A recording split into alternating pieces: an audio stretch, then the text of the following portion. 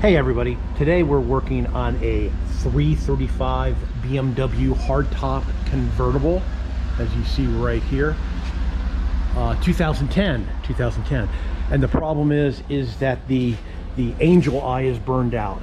So I went in to YouTube, as usual, to see how to change a bulb, and I did not really see a video. They're going E90, E this, E that. You know something? This is a 335i. I don't care about that E stuff, all right?